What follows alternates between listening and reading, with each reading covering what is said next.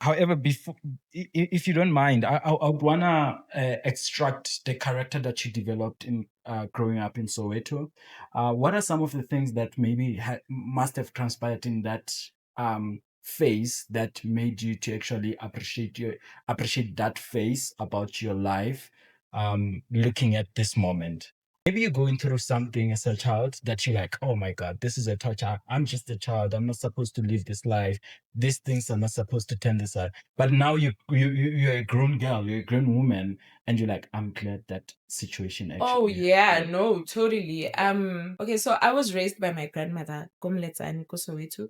My mom got married, Kompumalanga, and she moved. So I stayed with my grand. My uncle is those he's like a hardcore alcoholic. And I grew up using the surname Kwahabumewa, that's why it. Even after my mom got married, we did not change the surname because she was married to my stepdad.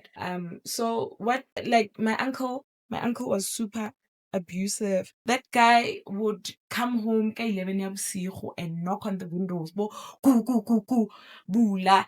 But also, it's like constantly being reminded, "Hore, ha o ngwana wa mo, why didn't you go with your mom?"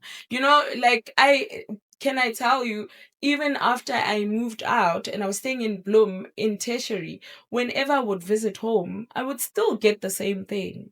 Taiko Mao. Like Wow. it was rough. But I promise you, I'm glad I went through all that. Because it pushed me to be on some "Ha nka ipona ke feditse sekolo, ke tsamaile mo gae."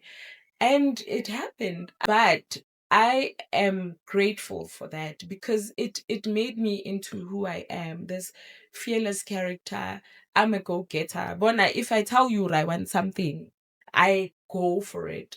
So that's what it taught me. I need to get that education so that I can leave this place. And at the age of 21, I moved and I came to stay in Bloom. It Yeah. really, really pushed me to feta skolo, go and get successful, have your own place so that you never have to experience this. But mostly for my kids, I don't want my children to ever live the life that I lived where so yeah, those were mostly the difficulties that I feel really molded me into the woman that I am today.